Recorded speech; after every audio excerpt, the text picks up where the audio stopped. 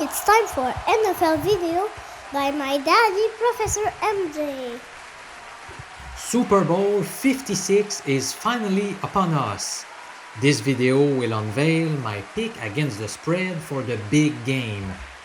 I'm Professor MJ, University Statistics Professor, and I also want to thank the viewer who started calling me the Bookie Terminator. I love that nickname. Very few people predicted a Bengals versus Rams matchup before the season began.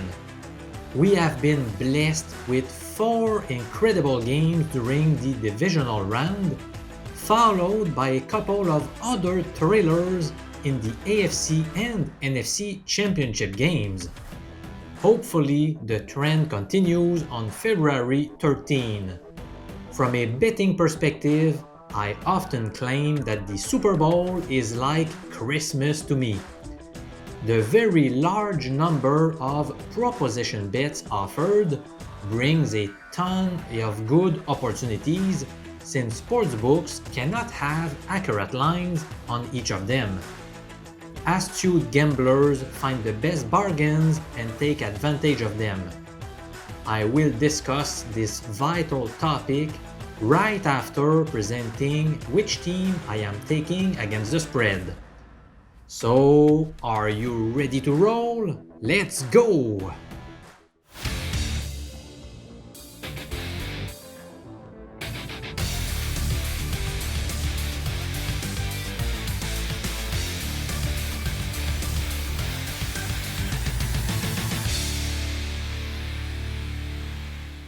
Super Bowl 56 features the Cincinnati Bengals playing at the Los Angeles Rams. Let me get straight to the point. I am taking the Rams as 4-point favorites. The main reason backing this prediction is the Battle of the Trenches, which favors Los Angeles in a big way. I was stunned when I realized the Rams led the entire NFL in each of the following 3 categories: pass block win rate, pass rush win rate, run stop win rate. Let the information sink in. The Rams did not simply perform well in those categories, they were the best team in the whole league. Guys like Aaron Donald and Von Miller are huge mismatches against the Bengals' offensive line. Indeed, the Rams racked up the 3rd most sacks in the NFL during the regular season, while Cincinnati allowed the 3rd most sacks. That spells trouble for Zach Taylor's squad. I'm not even done yet discussing this underrated topic. You are certainly already aware that the Bengals allowed 9 sacks to the Titans in the divisional round. The offensive line did better against the Chiefs during the AFC Championship game, but it was still dicey and Joe Burrow had to escape on several occasions. However, Kansas City finished the regular season in 29th place in terms of the number of sacks generated by their defense, so it was nothing compared to what the Rams have to offer. Keep in mind that many Super Bowls have been won by dominant pass rushes, including last year when Tampa harassed Patrick Mahomes all game long. Both offenses are pretty similar. As a matter of fact, they each scored exactly 460 points during the regular season. Their passing game is very good, with many reliable receiving targets. And both teams had a below-average running game by finishing around the 25th place, both in rushing yards per game and rushing yards per attempt. The main difference between the two clubs lies on the defensive side of the ball. Both teams are equally good defending the run, but the Rams finished 5th in terms of passer rating allowed versus 18th for the Bengals. Considering both offenses prefer to throw the ball, that gives a significant edge to LA. In 2018, the Rams averaged 33 points scored per game during the season and 28 in the playoffs, before falling flat on their face via a 13-3 defeat against the Patriots. Will they flop again, or did Sean McVay learn from the experience? I am betting on the latter scenario. He has been there before, so the game won't look as big to him. And this time around, he won't be facing Bill Belichick. Speaking of experience, I also find it more comforting to bet on Matthew Stafford, a 13-year veteran, as opposed to a guy playing just his second season.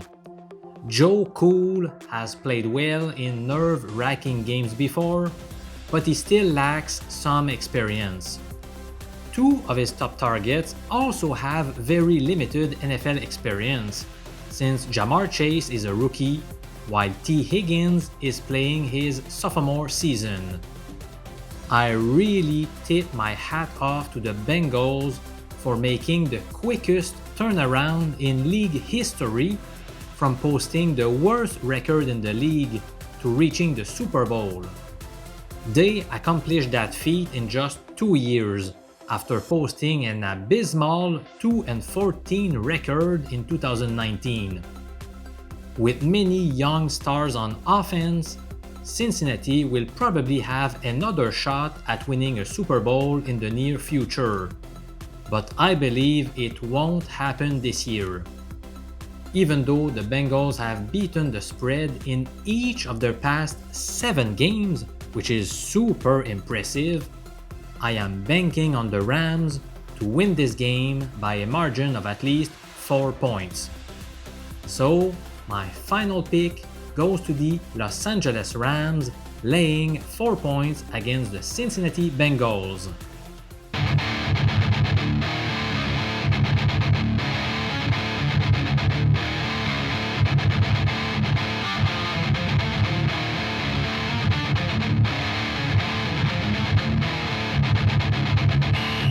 It's time to discuss the most important topic, the Super Bowl proposition bets.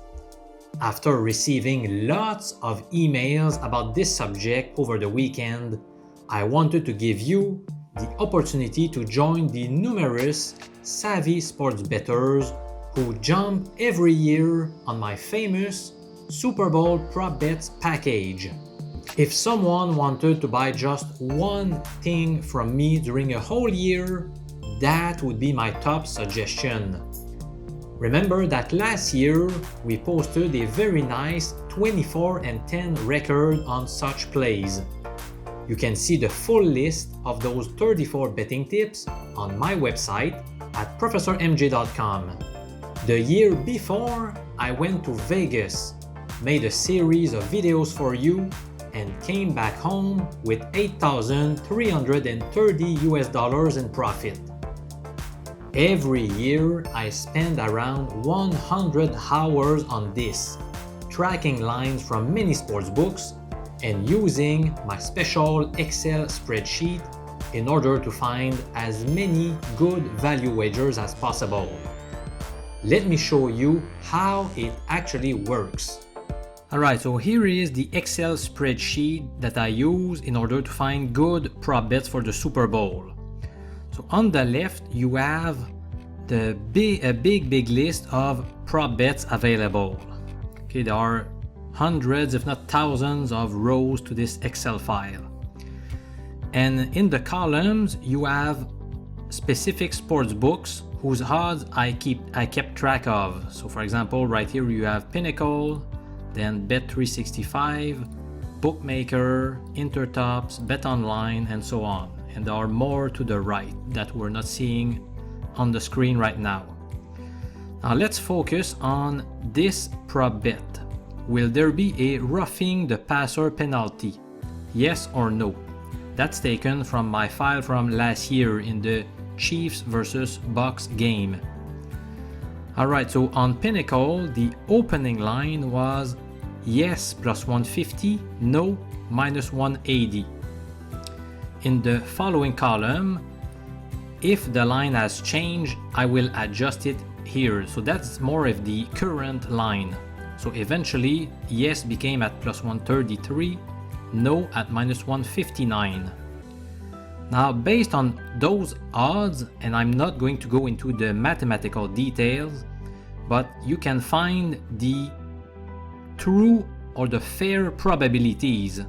So for example, based on those odds, that means that Pinnacle believes the yes has a 41.1% chance of winning and no 58.9%.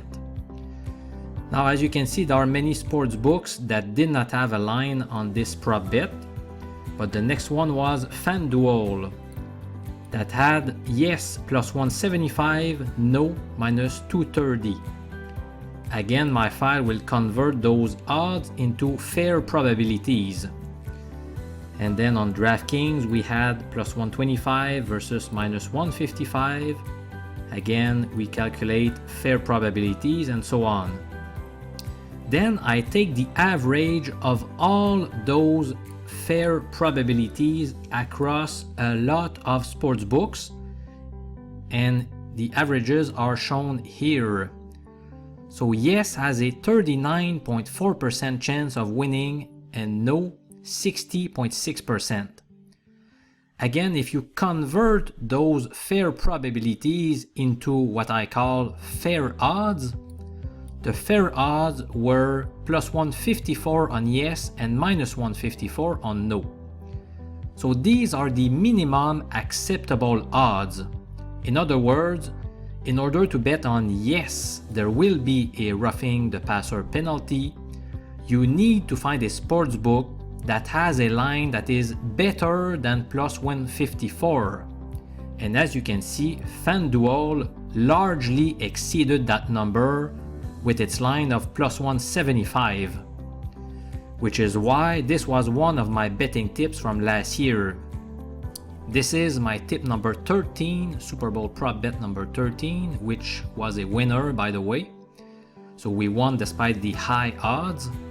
This is actually what I sent to those people who bought the Super Bowl prop bets package. Okay, I always give all of this information. So I said, will a roughing the passer penalty be called?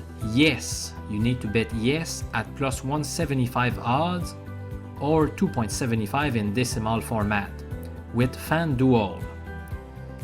Here was the estimated ROI, the return on investment, with those odds, plus 5.8%. And then I tell people what the minimum acceptable odds were. In this case, plus 160. Now remember that technically I told you that the minimum acceptable odds were plus 154, but I always keep a caution to make sure that people will only make good bets. So I could have mentioned plus 155, but I chose to be conservative and recommend to bet yes only if the odds were at least plus 160. And as a comparison, I showed the odds from other online sports books.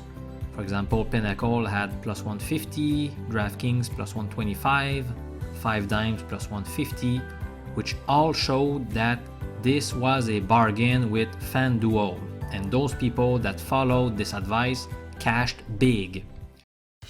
If you are interested, the price is the same as last year, $100 US. COVID-19 and appendicitis prevented me from finding more bargains on the Saturday and Sunday last year since I went to the hospital. So I would have probably found more than 34 bets. Here's a quick tip. I do not recommend waiting before grabbing this special package. By getting it now, you are maximizing your value. Why? The reason is simple. If you wait until next week, then many bets will have already been sent, and the lines might have changed by the time you sign up. The link to sign up for this very exclusive mailing list is provided below in the video's description, and I will also post it in the comments. On that page, you will also see the specific sportsbooks whose odds I am going to track, and feel free to recommend more to me. Thank you so much for watching my NFL videos throughout the season. I am so grateful to have such a bunch of loyal, smart sports bettors following my hard work. Even though I don't know you personally, I consider you as good friends. I'm Professor MJ. Enjoy the Super Bowl, guys!